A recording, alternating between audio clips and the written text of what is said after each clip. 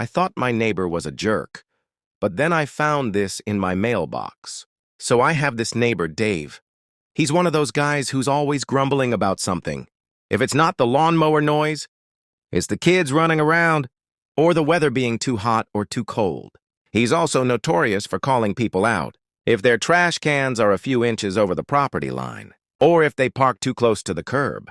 I've never had an issue with him directly, but I'll admit, I've always found him a bit insufferable. He's that guy who'll stand on his porch and stare you down like you're doing something wrong, even though you're just, like, checking your mail. Anyway, last week I got home from work and checked my mailbox.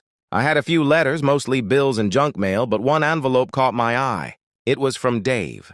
My first thought was, what now? Is he complaining about my dog barking? But when I opened it, I was honestly taken aback. Inside, there was a simple note that read, I've noticed your car's brake light has been out for a few days. Just wanted to let you know before it becomes a bigger issue. Dave, there was no scolding, no attitude, just a genuine attempt to help. I had no idea how long the brake light had been out. But sure enough, I checked it later, and it was dead. I immediately went over to his house to thank him. When I knocked on his door, he just shrugged and said, I figured you'd appreciate the heads up.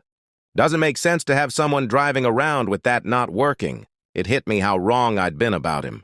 Maybe he's not the grouchy old guy. I thought he's just a little more blunt than others, but still cares about the community. Moral of the story, don't judge a book by its grumpy cover.